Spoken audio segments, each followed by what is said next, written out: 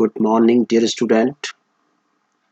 I'm sure that all of you are enjoying at home with your parents and your family. Really, these are the happiest moment in some way. But definitely, if we look through the eyes of a nation, it's the worst period for that. But stay home and make your nation healthy.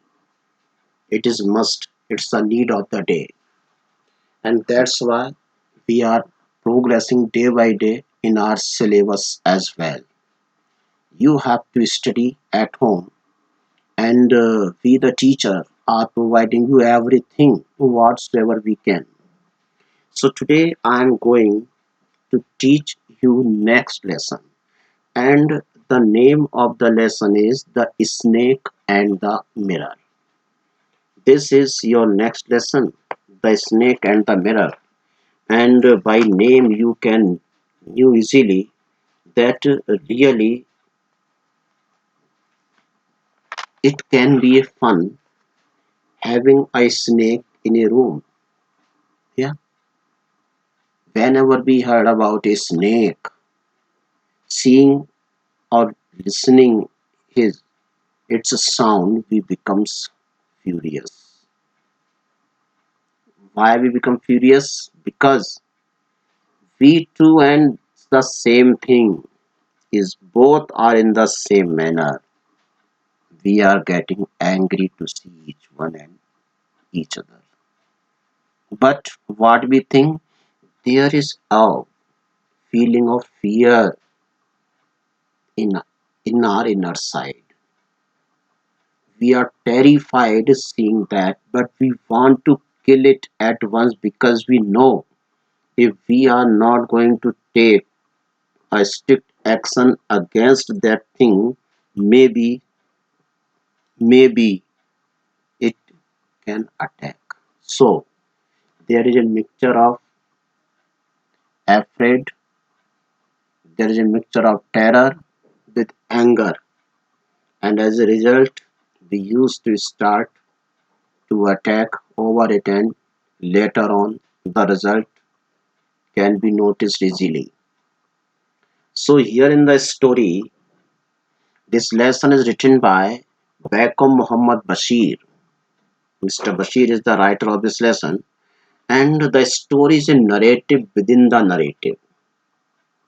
Narrative within the narrative because the writer Mr. Bashir has written in his own way, but it is a narration by someone else. ये जो story है इस story को बताने वाला कोई और व्यक्ति है, लेकिन राइटर ने उसके शब्दों में बता दिया है. स्पीकर जो ऑरेटर है उसके लिए उसने एक्सप्लेन कर दिया है. The writer tells us the story which was told to him by a homeopathic doctor.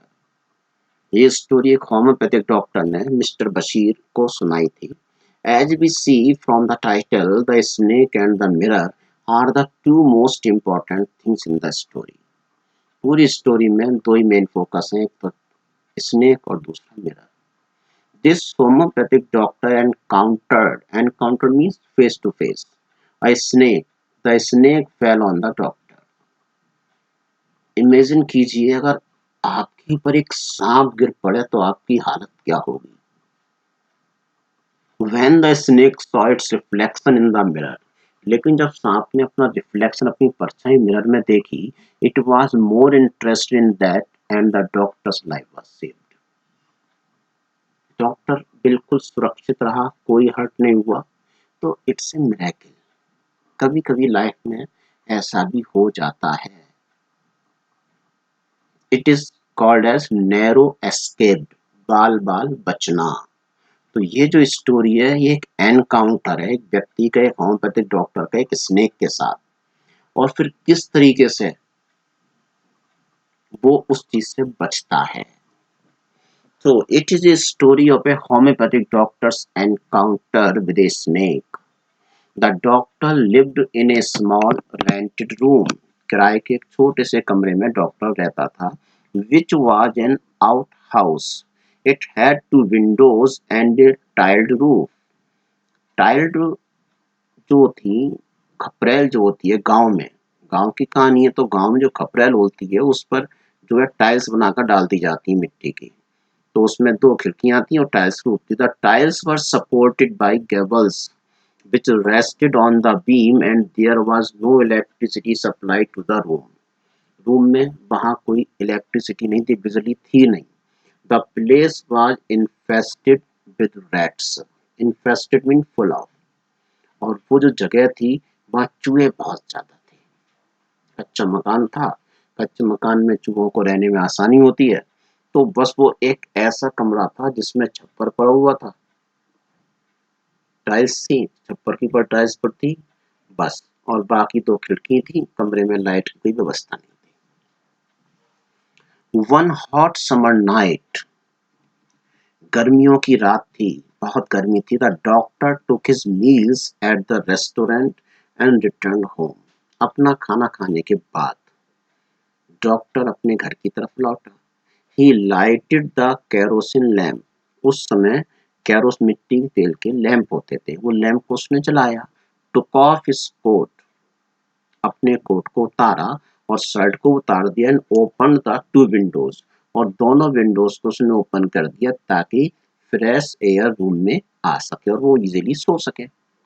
He settled on the chair and took out a medical book to read.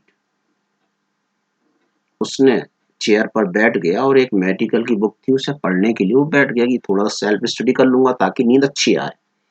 There was a large mirror on the table on which stood a lamp. Table पर एक बड़ा सा lamp रखा हुआ, एक बड़ा सा शीशा था और वहीं पर एक लैंप भी था। Since it was too hot to sleep, इतनी ज्यादा गर्मी थी कि नींद भी नहीं आ रही थी।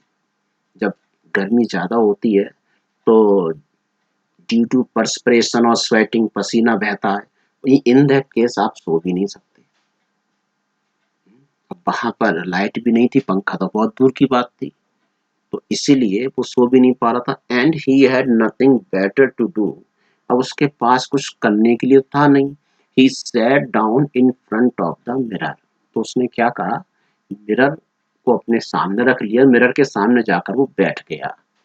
एडमायरिंग हिमसेल्फ, और अपने आप को उस मिरर में देखने लगा, अपने आप की तारीफ करने लगा। How handsome I am, planning to improve his appearance as he was an eligible bachelor। eligible bachelor था वो, योग्य कुंवारा था, तो इसलिए वो अपने आप को, अपने अपीयरेंस को, अपने लुक को इम्प्रूव करने के बारे में सोच रहा था। आपने घर पर देखा होगा बेटा, जब डैडी अपने हेयर स्टाइल को ठीक करते हैं, सुबह को नहाने के बाद अपने बाल काटते हैं, तो आई सपोज पूरे दिन में दोबारा उनको मौका नहीं मिलता होगा कॉम्बिंग करने का। लेकिन आप लोग अगर देखोगे तो आप अपने हेयर कॉम्ब कितनी बार करते हो। ये एक कारण है। तो क्योंकि अपने अपीयरेंस को और इम्प्रेसिव बनाने के लिए मैं प्लान करने लगा, क्योंकि मैं एक एलिजिबल बैचलर था, मुझे भी शादी करनी थी, इसलिए मैं अपने आप को, अपनी पर्सनालिटी को और अट्रैक्टिव बनाना चाहता था। ग्रेजुअली, धीरे धीरे, his thoughts shifted from self admiration to planning his future marriage. अब धीरे धीरे उसकी जो सोच थी, थिंकिंग थी डॉक्टर की, वो अपने सेल्फ एडमायरेशन, अपनी प्रशंसा से हटकर भविष्य में अपनी शादी करने पर हो गई कि मैं कैसे शादी करूंगा, कहाँ मकान लूंगा, कैसा मेरा घर होगा, वो सारी चीजों में अपनी इमेजिनेशन करने लगा। He thought that he would marry a rich doctor having a good practice। तो उसने सोचा कि मैं भी डॉक्टर हूँ, अगर मैं किसी अच्छे डॉक्टर से, जिसकी अच्छी प्रैक्टिस चल रही होगी, लेडी डॉक्टर से, उससे अगर मैं शादी करूंगा तो बहुत अच्छा होगा, उससे हमारी अर्निंग भी होगी, हमारे पास ज़्यादा पैसे भी आएंगे और लाइफ भी बहुत अच्छी हमारी रहेगी। तो वो ऐसी प्लान उसने कर रहा था। That he would choose a fat lady as his wife so that she would not be able to run and catch him।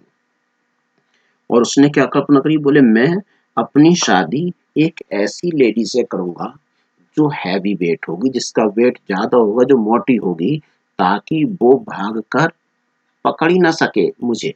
Doctor ने सोचा, बोले मोटी लेडी लूंगा तो उसका एक फायदा है, वो मुझे कभी भागकर पकड़ नहीं पाएगी।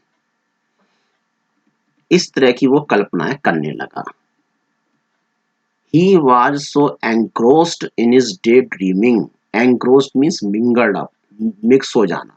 वो अपने सपनों में इतना ज्यादा खो गया that he did not give much importance to the sudden silence, कि उसने बिल्कुल ही ध्यान ही नहीं दिया कि अचानक रूम में जितने सारे रैट्स थे, जो अभी तक चींची चींची कर रहे थे, अचानक बिल्कुल पिन ड्रॉप साइलेंस हो गया। एक भी चूहे की आवाज वहां नहीं आ रही थी, कोई भी चूहा भाग दौड़ नहीं कर रहा था। लेकिन मैं होम्योपैथिक का डॉक्टर था, वो अपने इमेजिनेशन में इतना ज्यादा जो मैसअप हो गया था कि उसने इस पर ध्यान ही नहीं दिया। The rats had stopped scampering. चूहों ने अपनी उछल कूद बिल्कुल रोक दी थी और अब वो बिल्कुल एक तरफ चुपचाप थे। कहीं भी रूम में किसी भी तरह की कोई आवाज नहीं आ रही थी। And there was a sound of something falling behind him.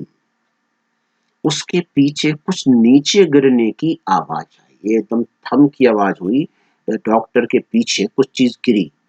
But he was slow to react. लेकिन वो जो है, उसने थोड़ी देर बाद रिएक्ट किया। थोड़ी देर बाद उसने उसको देखा। By the time he turned around two have a look, और जब तक उसने पीछे मुड़कर देखा, a snake had wriggled over the back of the chair and landed on his shoulders. जब तक उसने पीछे मुड़कर देखा, अब जब पीछे मुड़ा तो चूंकि उसे टाइम लगा पीछे मुड़ने में, तब तक क्या हुआ, जो स्नेक ऊपर छत में से नीचे गिरा था, वो एकदम ट्विस्ट हुआ, एकदम ट्विस्टेड एंड टर्न्ड हो गया। रेगल्ड मीन्स होता है ट्विस्टेड एंड टर्न करना। तो उस चूहे ने एकदम क्या करा, उसने रिगल्ड ओवर किया, एकदम पलटकर उसके ऊपर चेयर पर चढ़ गया और उसके कंधों पर आकर रुक गया सांप।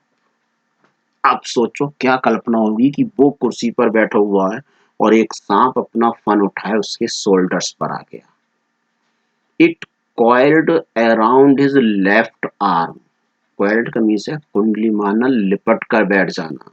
और उसने क्या करा, उसने उसके लेफ्ट आर्म पर, बाएं हाथ पर अपनी कुंडली लिपट गया उसके बाएं हाथ से।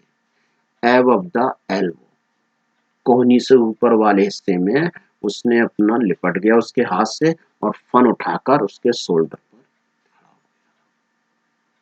It was a dangerous cobra, और ये बड़ा खतरनाक कोबरा था, बिल्कुल काला।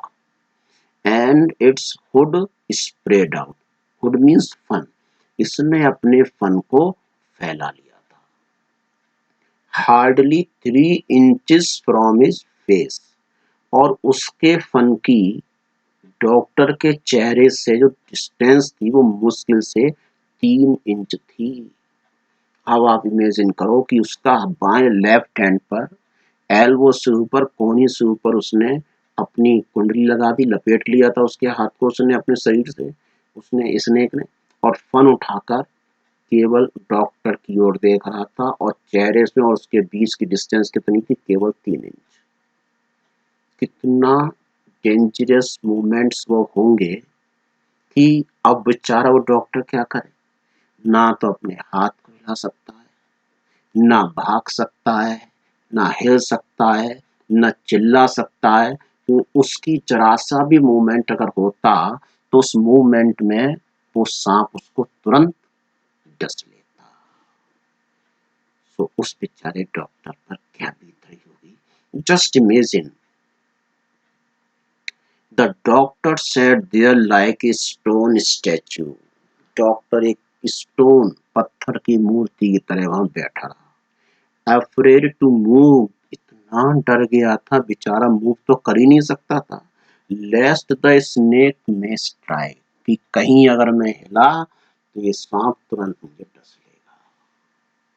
व्हाट वेवी द सिचुएशन, एक तो इतनी गर्मी, ऊपर से सांप, दोनों का जो मिक्सचर हुआ गर्मी का और सांप का, तो उस बेचारे के पसीने से नहाना शुरू हो गया वो तो डॉक्टर एकदम।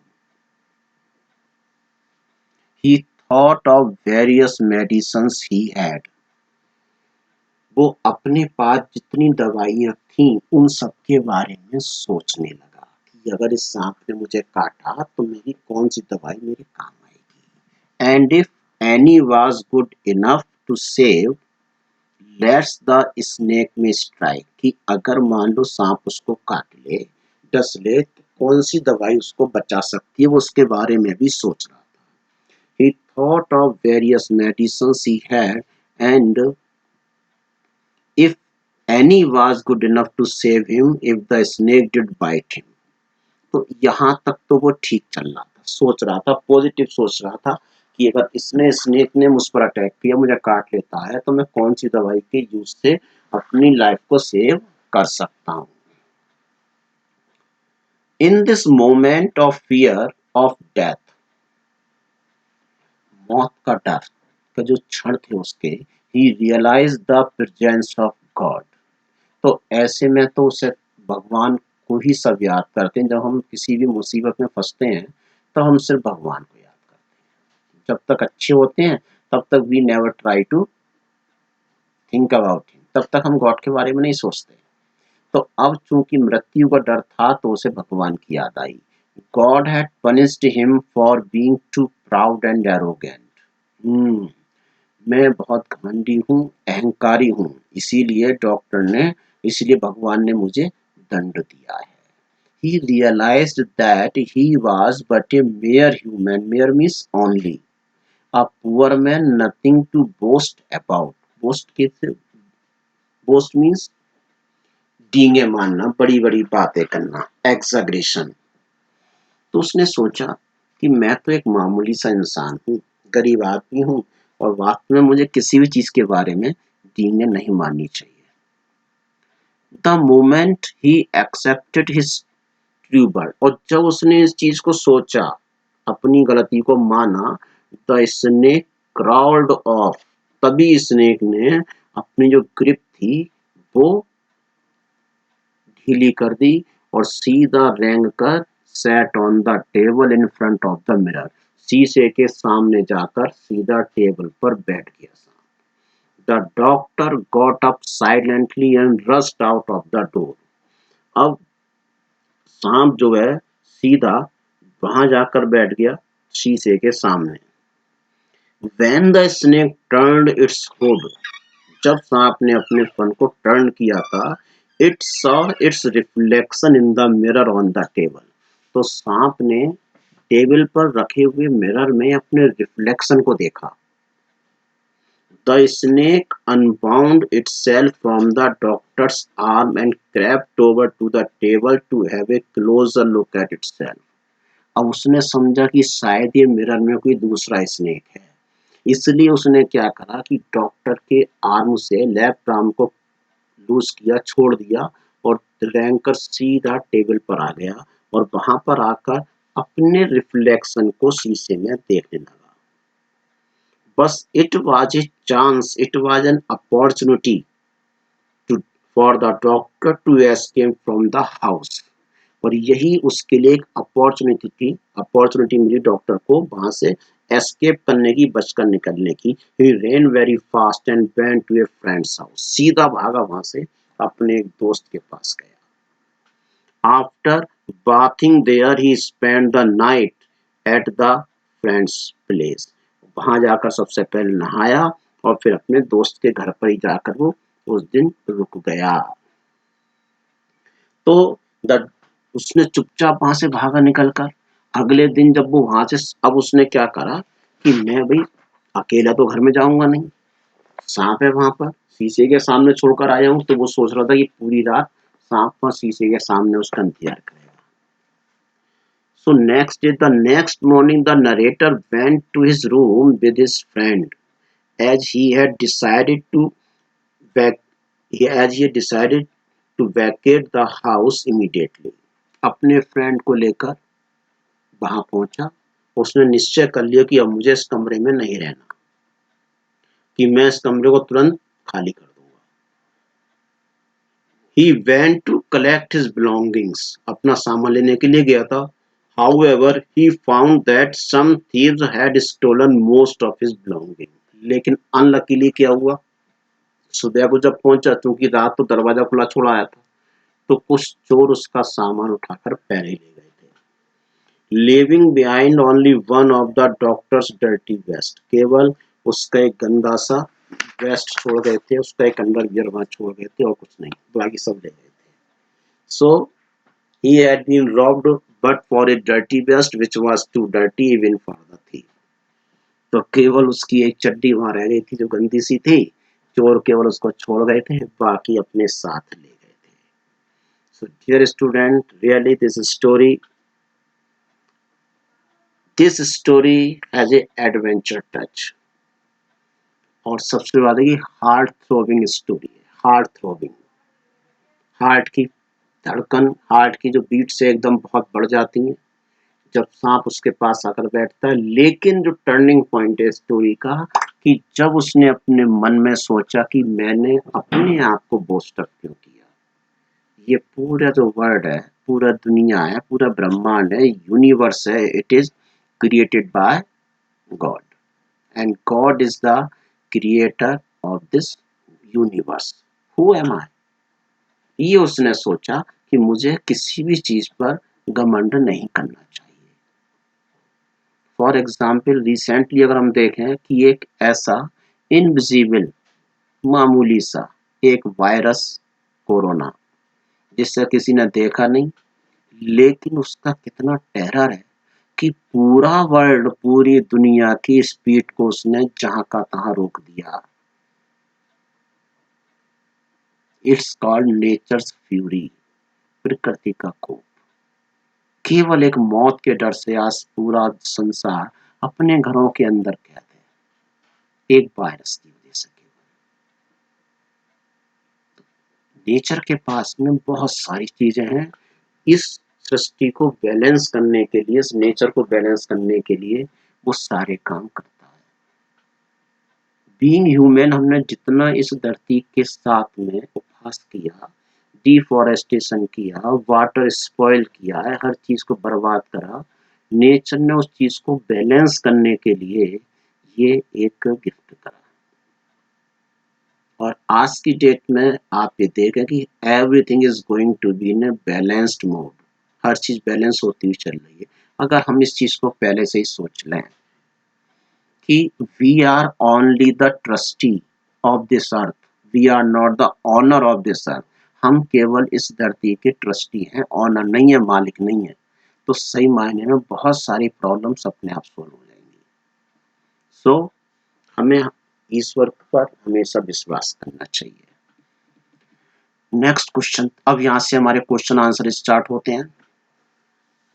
The sound was a familiar one. What sound did the doctor here? What did he think it was?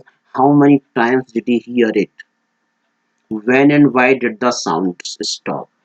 किस साउंड की बात कर रहे हैं, कौन सी साउंड उसने सुनी? The sound that the doctor heard was that of rats, which moved on the beam overhead. He thought that it was the squeaking of the rats. He heard the sound thrice. The places in the text which indicate this are as follows. I heard a noise from above as I opened the door. Again I heard that sound from above. Again came that noise from above. When the doctor sat on the chair, the sound stopped suddenly as the rats had seen a snake. तो वो उसकी usual जो sound रहती थी उसके कमरे में, वो रैट्स की थी, चूहों की आवाज होती थी। उसने उसी चीज को महसूस किया था, और जब चूहों ने सांप को देख लिया था तो वो साउंड एकदम बंद हो गई थी। What three important and earth-shaking decisions did the doctor take while he was looking into the mirror? Earth shaking, धरती को हिलाने वाले क्या डिसीजन उसने लिए? When the doctor looked at himself in the mirror, He decided to improve his looks in order to appear more handsome. जब उसने अपने आप को शीशे में निहारा देखा तो उसने ये निश्चय कर लिया कि अब मैं अपनी पर्सनालिटी को और हैंडसम करने के लिए कोशिश करूंगा. So he made two important and earth-shaking decisions.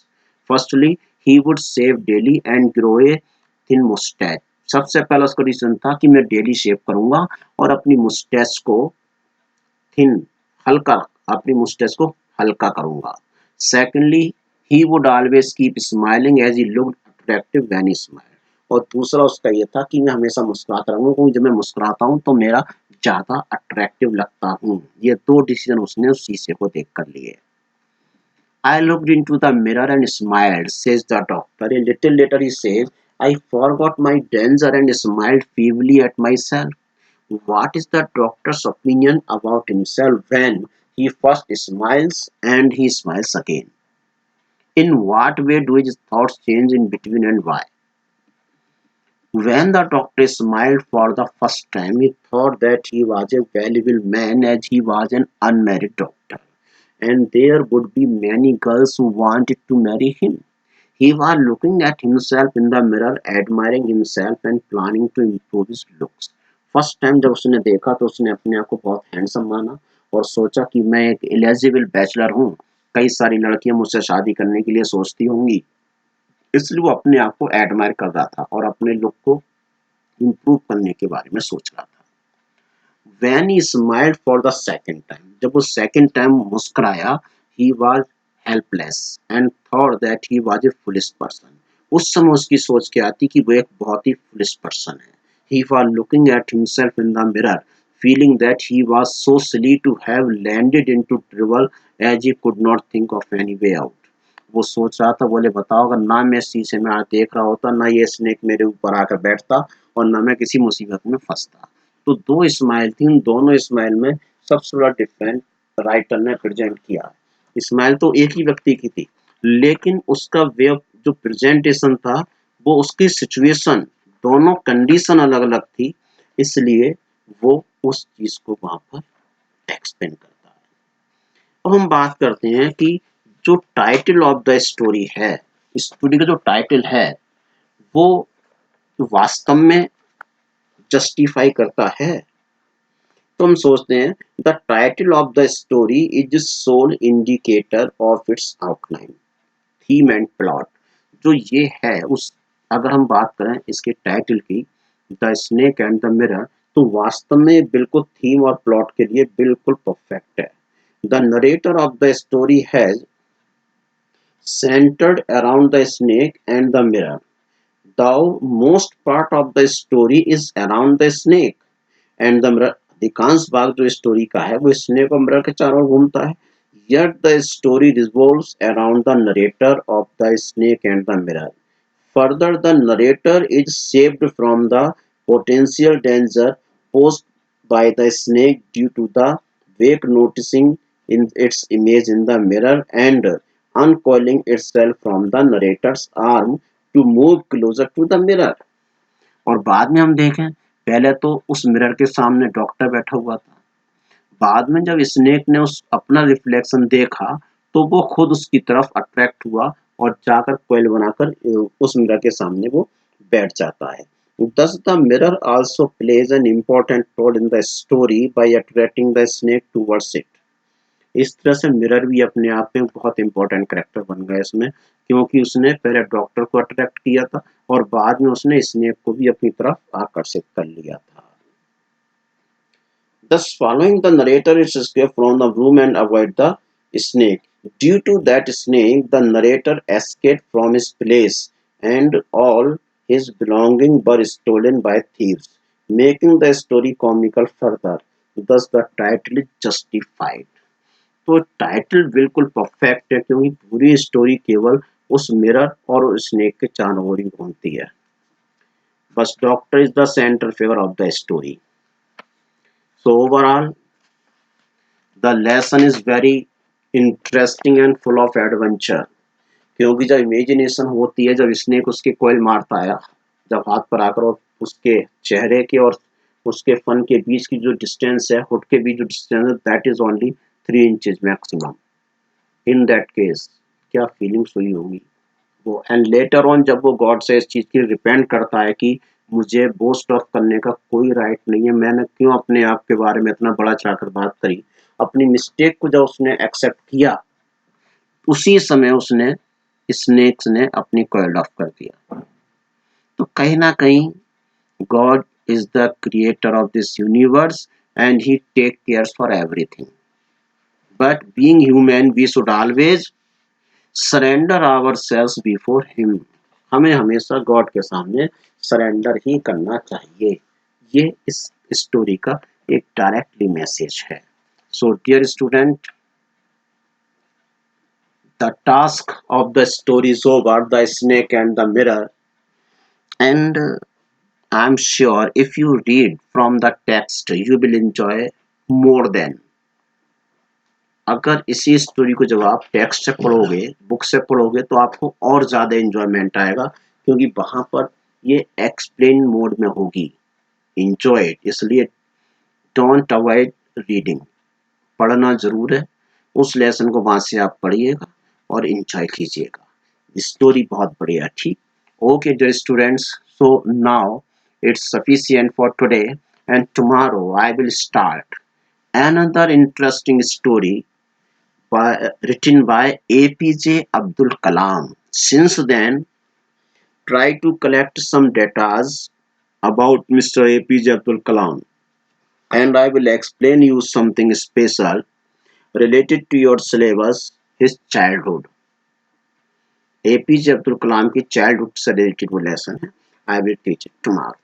Okay, dear students, have a nice day ahead।